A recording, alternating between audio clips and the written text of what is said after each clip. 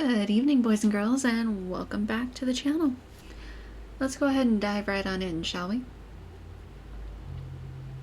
My name is Sean. I've been a cinema usher for 3 years now. My cinema has rules that you should never, ever break, even if you think they're insane. If you're confused, you should probably start at the beginning. One of the rarest rules we have is rule number 7. I've only ever experienced it once, about 6 months ago, and I sincerely hope I will never have to deal with it ever again. Rule number 7. If you notice shadows being out of sync with your surroundings, return to the last room you were in as quickly as possible, alone. Close the door, then return to the lobby. Until you do so, do not touch your shadow under any circumstances. The biggest danger you can face in this job is becoming too used to the weirdness.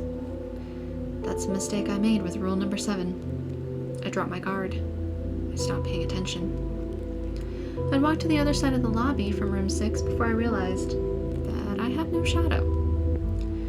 A cold sweat covered my brow.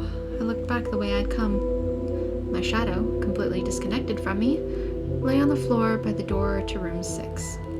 And another usher, a man by the name of Leon, stood between me and it.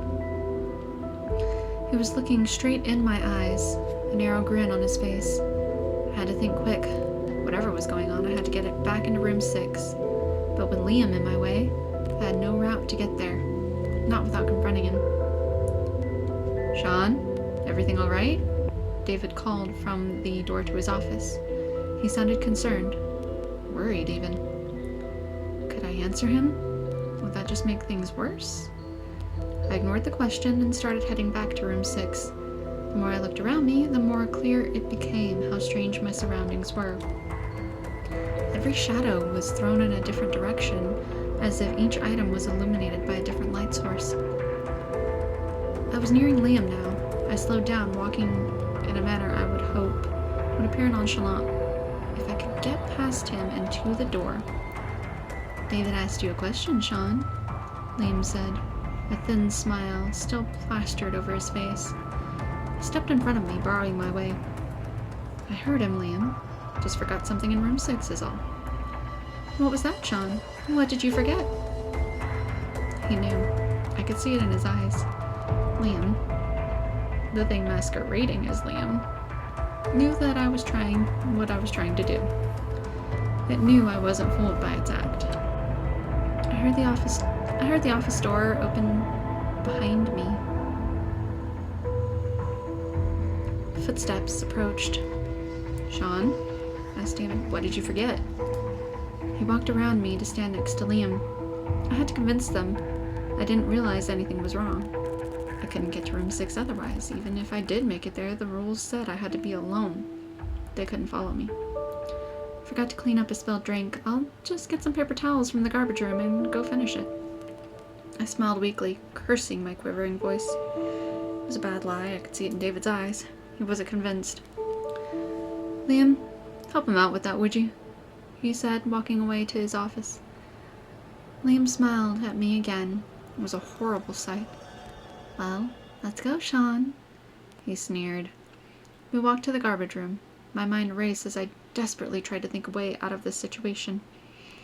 Liam was watching me from the corner of his eye, waiting for me to make a run for room 6. A desperate plan formed in my head. It was a gamble, and for all I knew, the other rules of the cinema didn't apply in this place. Whatever it was. But it was the only way to escape that I could think of. We entered the garbage room. Liam wasn't even acting inconspicuous anymore. He was looking straight at me, still grinning that horrible grin. With Liam following, I walked to the back of the garbage room and punched him in the face with all my strength. The thing wearing his body stumbled backwards, surprised, and in that second of time it bought me, I scrambled at the air duct in the back of the room, opening it at the last second. The thing's fingers grabbed me from behind and turned me around to face it.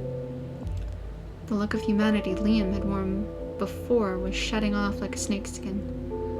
His face grew disproportionate, his eyes pools of shadow. He laughed in my face. I knew you weren't fooled. I knew it. Well, playtime's over. Time for you to meet your shadow. It sniggered insanely. I hope you like it here, because you're going to be staying with me. I kicked out desperately, fighting against the thing's strength as it gripped my arms. I managed to turn us around, ramming its back into the open air duct. It screeched in pain. Ever since your master has made his foolish rules, I've been alone. Well, no more. First you, then him. Finally, I heard what I had been desperately hoping for. A sound coming from the air duct behind Liam. The scuttling of many thin feet. The thing only had a second to realize what I had done. Its eyes widened. No! It was ripped backwards, as a terrible force tore it into the vent. Bones cracked as its back and legs bent at angles they were never meant to. Then it was gone, screaming and cursing. I stumbled away from the wall. I had little time. I ran across the lobby towards room 6. The thing wearing David's body tore out of the office.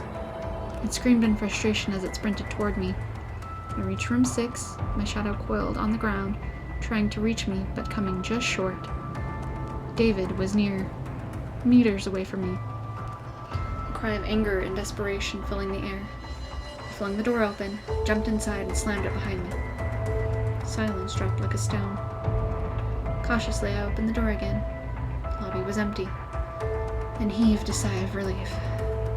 My shadow was once again at my feet. Rule number 8. If a garbage bag begins moving violently, or making noises, dispose of it in the special chute in the garbage room. Do not open the bag. One of our jobs we have to do here is clean out the garbage room after every shift. This means loading all the trash up on a trolley and taking it to the basement parking lot, where a truck will come pick it up every week. Rule number 8 is probably the worst after rule number 4. It's not as mentally scarring, but it can still fuck up your head if you think about it too much. It certainly made me pretty miserable when I had to deal with it the first time, about a year back. I was almost done with the trash that day. One more trip with the trolley should have done it.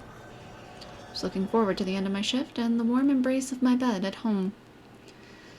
That's when the garbage bag spasmed, dropped to the ground with a wet, organic thud, and started screaming. Help! Help me! Oh God, please help me! I screamed and jumped back. The bag writhed on the floor as whoever was inside it strained against the thick plastic, and it cried out again in a panic. God, please, let me up. I can't breathe. My heart was pounding. With shaking fingers, I reached for the bag to tear it open and free the person trapped inside. I grabbed the plastic and froze. Rule number 8. The thing in the bag screamed in pain and fear. Is anyone there? Please, you have to help me. It started sobbing, the plastic shaking and curling in on itself. A chill ran down my back. This thing sounded human. It sounded as if it was in pain. It sounded real. But this place had taught me not to believe anything I heard or saw. Cautiously, I took hold of the bag. A hand shot out of the writhing mass and grabbed my arm. I yelled and stumbled back, breaking the thing's grip. Help me! You have to help me! I can't move, I can't breathe, I can't... The arm had been real enough. I could still feel its grip where it had caught me. The arm had been human-sized, but no human could have fit into that bag. I grabbed the twisting, amorphous mass. The hands grabbed at me through the plastic as it screamed for help into my face. Staggering with its weight, I lurched it over to the garbage chute and dropped it over the edge. It caught onto the edge with its hands. Please, please, it whimpered, almost whispering where before it had been shouting. I can't go back. Please don't. I brought the lid of the chute down on its fingers. It screamed, slid down the chute, clawed at the sides as it disappeared into the dark, and then went silent. Rule number 9. If anyone exits room 3 during a show, do whatever they ask. Inform the manager immediately. For For all the wrong reasons, this story isn't like the others I've told. This story will be different, and I'm not sure that I like that. I'm not sure where it will lead me, and this cinema, because this story happened yesterday. Even though David's warmed to me in the time I've been working here, I think he might even trust me, he hasn't said anything about room 3. To be fair, I've been too afraid to ask. So rule number 9 has always been a source of mystery, and no small amount of apprehension. No one I asked could even remember a time when they would have had to obey it. Strange though it may seem, no one had ever exited room 3 during projection, at least not in the years I've worked here. No one could remember David ever explaining the command or even talking about it. Rule number 9 was as big a mystery as the room it concerned, so nothing could have prepared me for yesterday when the door opened and a smartly dressed man walked out of room 3. I froze in my tracks. No amount of experience in this job could have prepared me for that. He walked over to me as I stood, staring in fear and amazement. "Good evening, sir," he said. His voice was flat, emotionless, a blank slate. But unlike the thing from rule number 4, it was unmistakably human. Good evening," I stammered finally. The man smiled in slight amusement. "I wish to speak to the manager." Shit. Right this way, sir," I replied, trying to fake a calm I didn't feel. I wish I could have told the thing to stay, that I could have warned David, but it was as if my brain was on ice, sluggish and unresponsive. We walked over to the office and entered. I didn't even have time to talk. David looked up and saw the man and went sickly pale.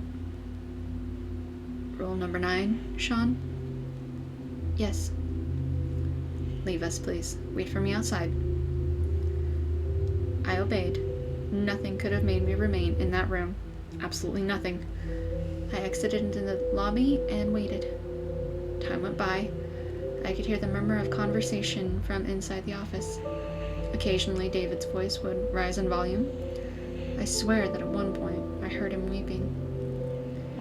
It was half an hour until David opened the door and walked out. He was even paler than before, like all the blood has left his body.